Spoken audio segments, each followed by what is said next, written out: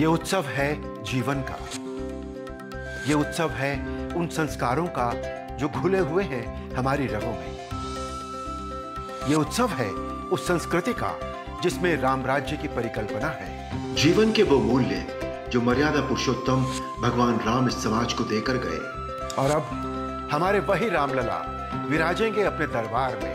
नगर सजेंगे, नगरवासी स्वागत गीत गाएंगे, दीप जलाएंगे। आखिर कितनी लंबी प्रतीक्षा के बाद ये घड़ी आई है। श्री राम ही तो हैं हम सबके जीवन का आधार। पर इंतजार बहुत लंबा था, बहुत लंबा था। चलिए शुरू से शुरू करते हैं।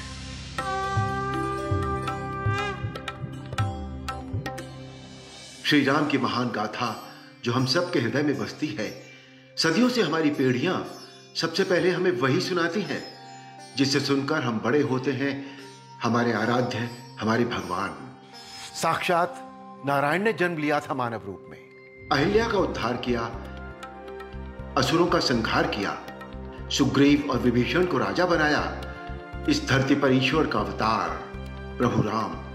भगवान राम ने अपना संपूर्ण जीवन न्यायप्रियता के साथ जिया। और उसके बाद अयोध्या जी में श्री राम के भक्तों ने बनाया उनका भव्य मंदिर।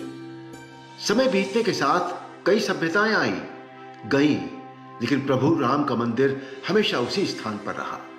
पर अचानक भारत भूमि के इस ऐतिहासिक गौरव पर आक्रमणकारियों ने हमला कर दिया और देश में जहां तहां सब मंदिर तोड़ने लगे। उनकी बुरी नजर अयोध्या पर भी पड़ी और हमारे आराध्य श्री राम का मंदिर खंड खंड कर दिया। उसके बाद कई साल और सदियां गुजर गए। राम भक्त अपनी आंखों में उम्मीद की आस लगाए प्रतीक्षा कर रहे थे कि कब उनके राम जी का मंदिर फिर से बनेगा। सन 1859 में इसे लेकर फिर से विवाद हुआ तो अंग्रेजी हुकूमत ने भी पक्षपात किया और राम भक्तों को पूजा के लिए मंदिर के बाहर का स्थान दिया। फिर सन 1949 में भगवान राम के इस पवित्र स्थान को सरकार ने विवादित बताकर लगा दिया ताला। और फिर 1 फरवरी 1986 के दिन फैजाबाद के डिस्ट्रिक्ट मजिस्ट्रेट KM पांडे ने आदेश जारी करते हुए राम भक्तों के लिए मंदिर फिर से खुलवा दिया। कहते हैं इस फैसले के बाद मजिस्ट्रेट साहब को बहुत मुश्किलों का सामना करना पड़ा। और फिर 1987 में आया धारावाहिक रामायण। राम भक्त जो अपने प्रभु का भव्य मंदिर बना हुआ देखना चाहते थे, धारावाहिक रामायण ने उनकी बेचैनी को और बढ़ा दिया। उसके बाद 1989 में विश्व हिंदू परिषद ने औपचारिक तरीके से मंदिर का शिलान्यास करके मंदिर से सटी जमीन पर राम मंदिर के लिए मुहिम शुरू कर दी, जिससे यह विवाद फिर से गहरा गया। राम जन्मभूमि के लिए आंदोलन शुरू हो गया। बड़े बड़े दिग्गज इस आंदोलन की अगुवाई कर रहे थे। और उसी समय श्री लाल कृष्ण आडवाणी ने गुजरात के सोमनाथ से उत्तर प्रदेश के अयोध्या तक रथ यात्रा की शुरुआत की। उसके बाद विश्व हिंदू परिषद के महासचिव श्री अशोक सिंघल ने उसी समय राम जन्मभूमि न्यास का गठन किया। राम जन्मभूमि आंदोलन के प्रमुख महंत रामचंद्र दास परमहंस न्यास के अध्यक्ष बने और महंत नृत्य गोपाल दास को उसका उपाध्यक्ष बनाया गया।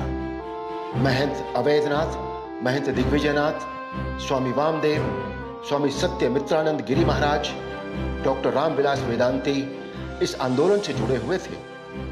पूर्व प्रधानमंत्री श्री अटल बिहारी वाजपेयी, डॉक्टर मुरली मनोहर जोशी, वर्तमान प्रधानमंत्री श्री नरेंद्र मोदी, उत्तर प्रदेश के वर्तमान मुख्यमंत्री योगी आदित्यनाथ, साध्वी ऋतंभरा, उमा भारती जी के साथ और भी कई लोग सड़कों पर उतरकर भगवान राम के लिए संघर्ष करने लगे।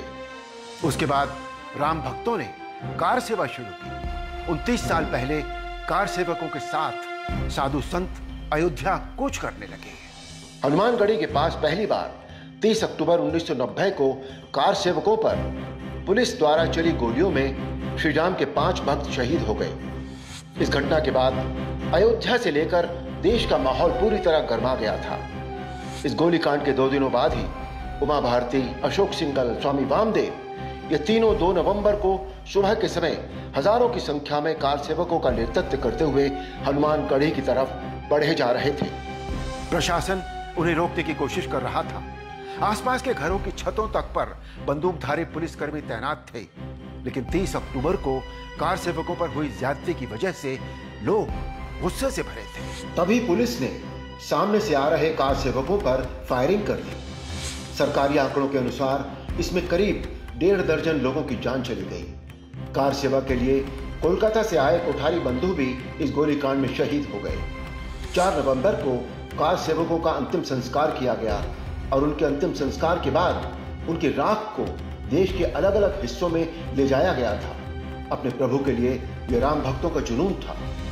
उसके बाद राम जन्मभूमि को विवादित बताते हुए मामला फिर से कोर्ट में पहुंच गया था। जिनके राज्यों में सबके साथ न्याय हुआ, वही प्रभु राम न्याय पाने के लिए जैसे जैसे स्वयं अदालत में अपनी लड़ाई लड़ रहे थे। साल दर साल गुजरते गए और आखिरकार सुप्रीम कोर्ट के मुख्य न्यायाधीश श्री रंजन गोगोई ने राम भक्तों के हक में अपना फैसला सुनाया और इस तरह अंत में सच्चाई की जीत हुई। श्री राम ने अपने जीवन काल में बहुत संघर्ष किया। उतना ही संघर्ष किया श्री राम के भक्तों ने।